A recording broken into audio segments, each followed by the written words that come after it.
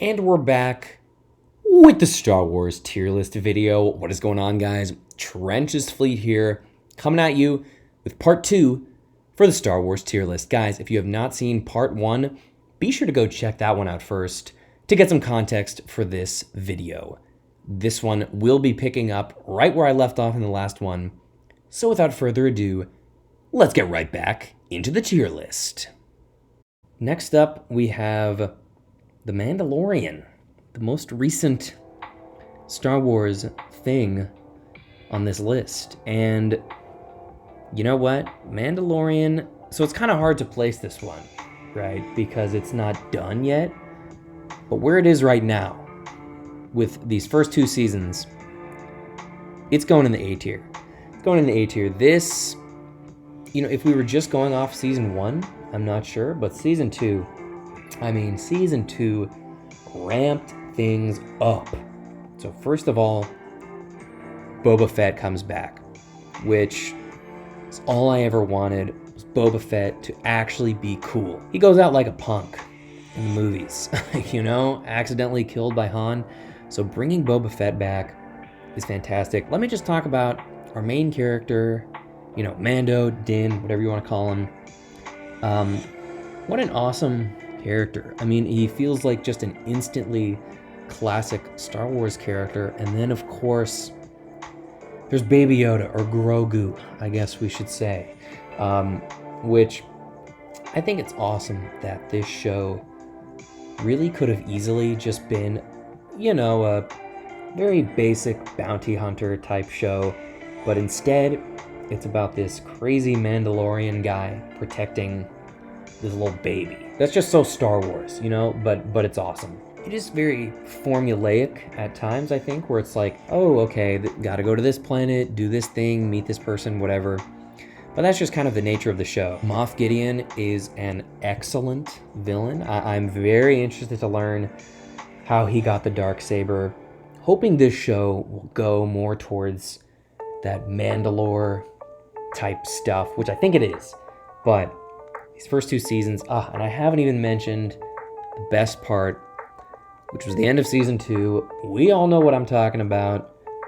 I'm talking about Luke Skywalker showing up and just annihilating the Dark Troopers, really showing us his skill with that classic green lightsaber.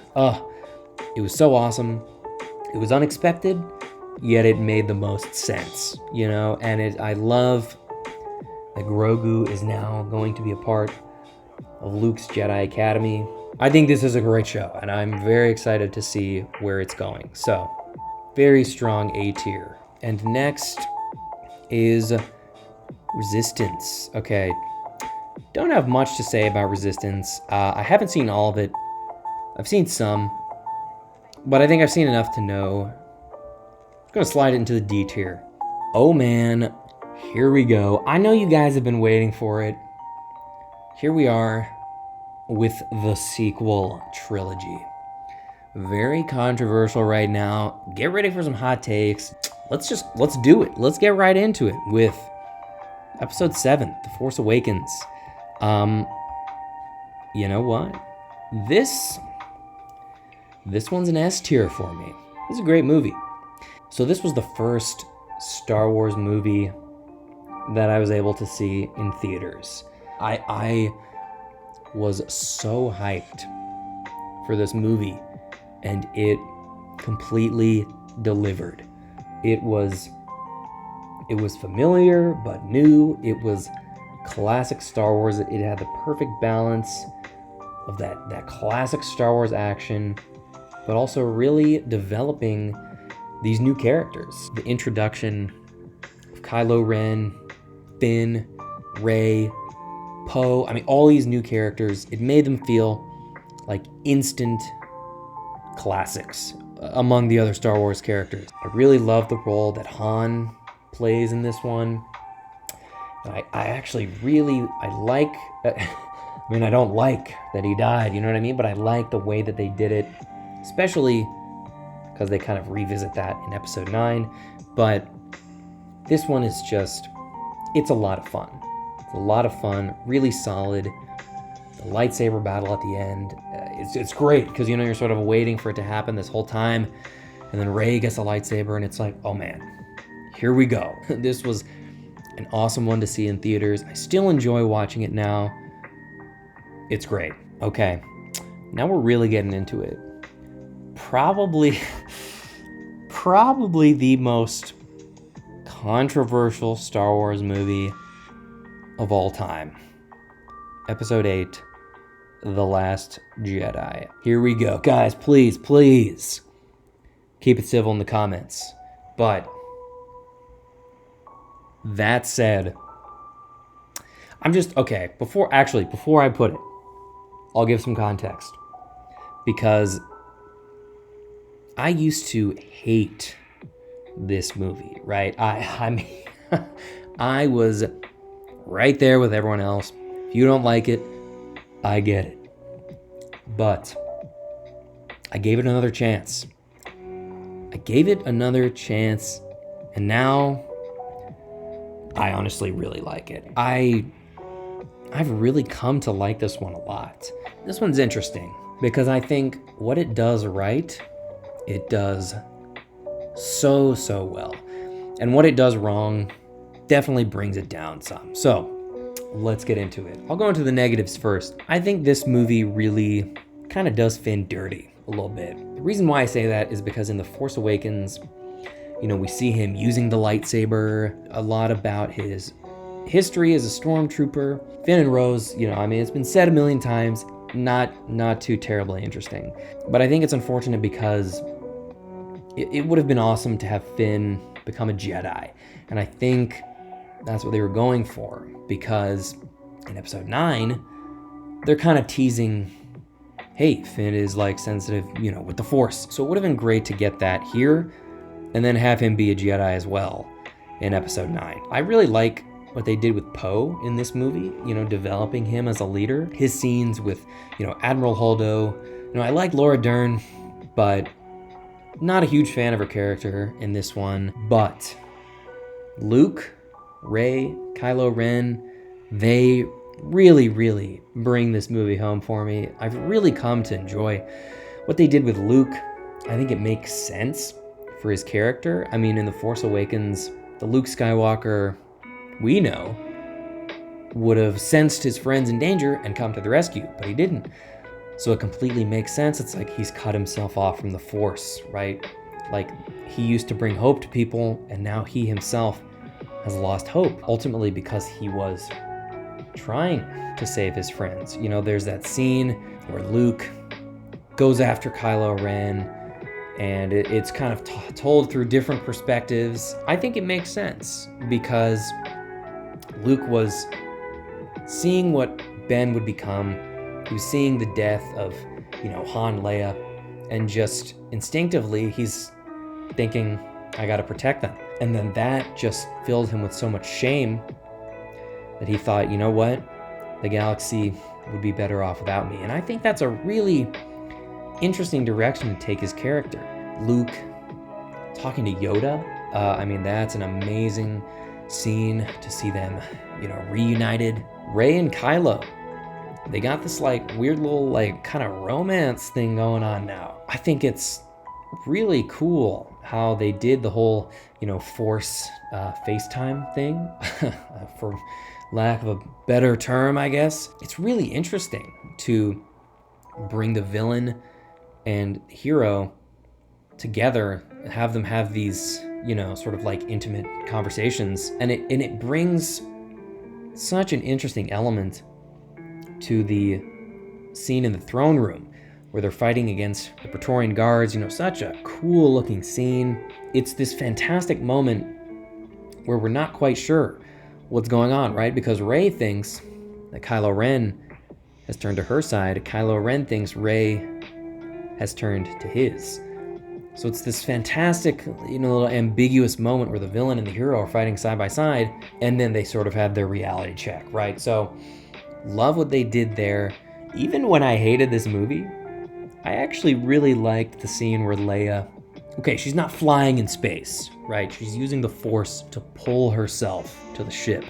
But I just always thought it was really cool to see Leia using the Force. Like, I'm all about that.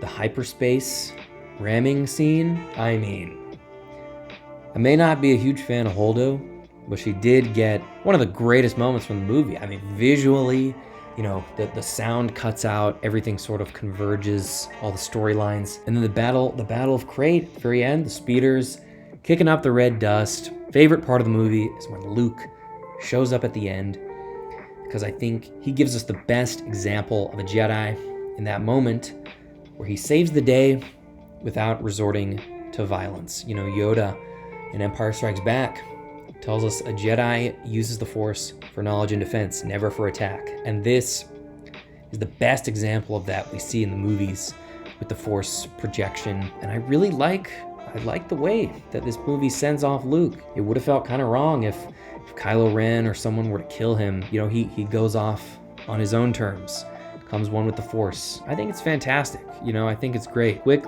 little thing, I will say, big fan of Admiral Akbar, and they just kind of kill him in this one. So that's not great, but the good outweighs the bad, in my opinion. So I like this one. This one I'll put in the A tier. And there you go. And here we are with episode 9, The Rise of Skywalker. Our journey comes to an end. This one's a little bit difficult to rank, I guess. I don't know. My opinion is still fresh, still forming. You know what I mean? Still kind of fluctuating. But at the moment, I'm gonna give this one an A tier ranking. This was one that I liked initially, and I thought about it a little more, and then I was like, oh no, this one's bad. And then as time has gone on, I've actually come to like it a lot more. You know, this movie's really fast, but I kind of like that. I mean, it kind of keeps things moving along. Never too terribly bored, I feel like. You know, this is the first time we get to see Rey, Finn, and Poe all together, actually, which is kind of crazy. First time they're all together is in the last one, but their chemistry as a group is fantastic. You know, they bring Chewbacca and 3PO. C-3PO really shines in this movie. Yes, he has some really funny moments. So I love watching the gang travel around together. I really like the group dynamic. We get Lando, which is awesome. Great to see Lando. And you know, this one just has a lot of really fun moments. I really like Rey and Kylo Ren's dynamic. Again, I think that's got to be one of the strongest parts of this trilogy. And there's the fantastic scene where they're fighting each other, but they're not even in the same place. You know what I mean? It kind of like keeps switching back and forth between their surroundings. It's super cool to watch that. Of course, we get the big reveal of Rey's parents in this one, and Rey is a Palpatine.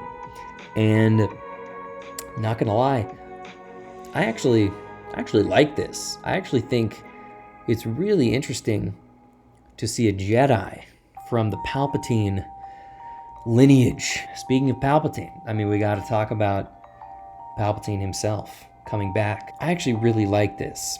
I think this brings the whole saga together, you know, knowing that it was Palpatine as the main villain all along. Would have been nice to get some hints throughout the other movies that Palpatine was coming back. It definitely felt kind of like a last minute, all right, let's bring Palpatine in. But I still like it. I mean, it's always a treat to see good old Ian McDiarmid do his thing. And he got to say, do it. Again, of course, the classic Palpatine line. I think this movie adds a lot to Palpatine's Darth Plagueis speech in Revenge of the Sith. You know, as Palpatine is telling Anakin about the ability to cheat death, knowing that he himself knows how to do it.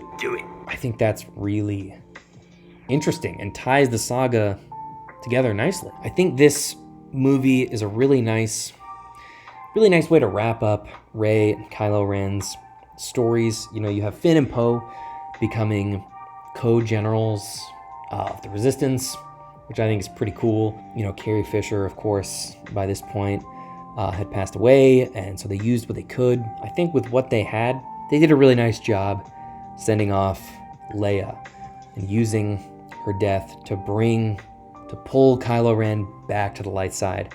And, oh man, the scene between Ben Solo and Han is awesome. That, to me, completely fulfills Han Solo's whole purpose for dying in the first place. He wanted to tug at Ben's soul, and it worked. Ben is like, Dad. And then Han says, I know. Call back to the Empire Strikes Back scene of, I love you. I know. You know, it's great. The battle on the Death Star ruins, the water, it's coming all over the place. Also, when Lando shows up with all the ships, you know, the galaxy is fighting for itself. Just an amazing, amazing scene. Last couple things I'll say about this one. We got Luke Skywalker lifting the X-Wing while the same music plays that played when Yoda lifted the X-Wing in Empire Strikes Back. Chef's kiss right there, like that. That is great stuff. I also love the moment where Rey passes Anakin's lightsaber to Kylo Ren through the Force, and we get to see him fight, and we get to see, Ben Solo at this point. He's redeemed. I just love seeing Kylo Ren redeemed, and I think it makes sense, him becoming one with the Force, as this is, you know, the end of the Skywalker family, the story of this family. So while Rey continues to, you know, carry on the name. So there it is, guys. Feast your eyes. There it is. This is my tier list as of right now, as of this video being published. Be sure to roast my opinions down in the comments. Just kidding, but at the same time, am I? That said, guys, be sure and let me know your rankings of the Star Wars movies and shows down in the comments below. Thank you guys so much for watching. Be sure and become a part of the Separatist Alliance by dropping a like and mashing that subscribe button. Guys, this has been Trench's Fleet. I'll catch you in the next video.